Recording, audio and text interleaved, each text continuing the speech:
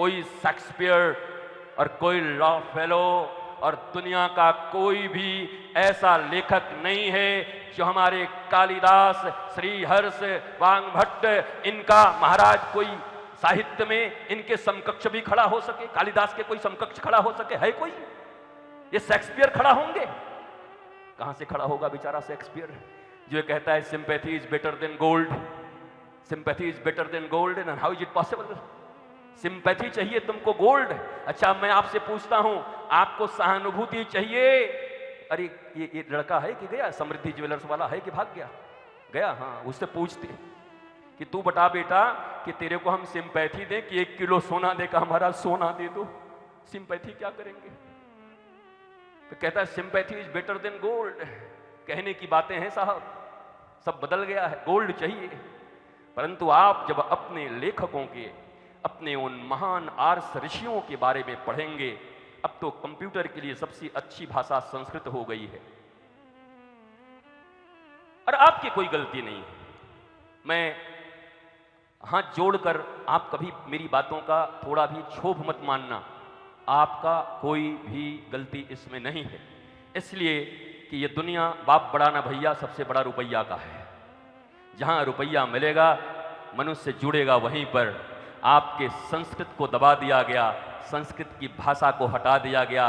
संस्कृत पढ़े लोग 18,000 श्लोक याद हैं वृंदावन में, हमारे यहाँ पर बलदेव में, गोकुल में ऐसे ऐसे विद्वान बैठे हैं, पर उन विद्वानों को कौन जानता है? कहाँ सम्मान है उनका? संस्कृत के सम्मान को कम कर दिया गया। पर जिसको न अपनी भाषा आती है, न कुछ भाषा आता है, टूटी फूटी इंग्लिश बोलता है, जींस फाड़ के पहनता है, वो हमारा हीरो बना हुआ है।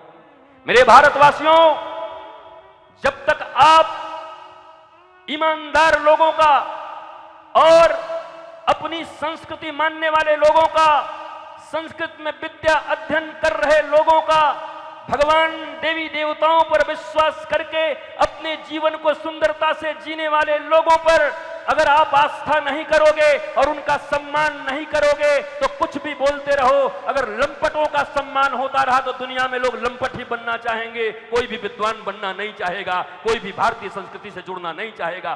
सम्मान करना होगा आपको। अगर इस स्टेज पर कोई बहुत बड़े राजनीतिक व्यक्ति हो, कोई बहुत बड़ा अधिकारी हो और इसी स्टेज पर भारत के सनातन संस्कृति को जानने वाले, संस्कृत को मानने वाले और लोगों तक संस्कृत पहुंचाने वाले, अपने देवी देवता, अपने भगवान और अपनी संस्कृति के प्रचार करने वाले एक ऐसे व्यक्ति जिनके घर में केवल 2 जून की रोटियां बनती है, अगर बड़े बड़े लोग भी यहां मर्सिडीज में खड़े हों और मंच पर अगर सम्मान उनका हो जिन्होंने संस्कृति फैलाई है, तो भारत बदल जाएगा और संस्कृत का सम्मान होना शुरू होगा। तुम नहीं करोगे, वो धक्के खाएंगे, उनको गार्ड हटा देगा, उनको मंच पर नहीं आने दिया जाएगा और तुम कहते हो हमारी संस्कृति बचेगी।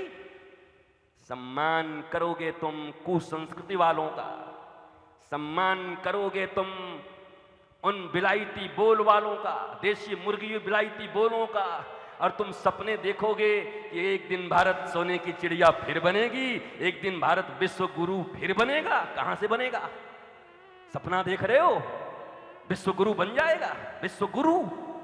जनसंख्या ही तुम्हारी ठीक ठाक नहीं बची है। विश्व गुरु? अपने राज्य में गुरु रह जाओ, यही बहुत बड़ी बात है। उत्तर प्रदेश बच जाए, यही बहुत बड़ी बात है। बलदाऊ जी के नगर में बड़े आराम से रह सको, अपनी यात्राएं निकाल सको, भारत के बच्चे खड़े होकर के भारतीय विधा, भारतीय सनातन संस्कृति ध्रुव प्रहलाद की तरह जी सकें, लोगों को सनातन की शिक्षा दे सकें, आनंद का वितरण कर सकें, ये हो जाए, यही बहुत बड़ी बात है। ये भारत विश्व गुरु विश्व गुरु विश्व गुरु, ये सपना देखना बंद कर दो। मौखिक ज्ञान नहीं व्यवहार, ऐसी शिक्षा को धिक्कार। कर्म नहीं चिंता सत, पिछलपुर नरक पथ, सोचे बोले करे नहीं, उसकी आशा फले नहीं।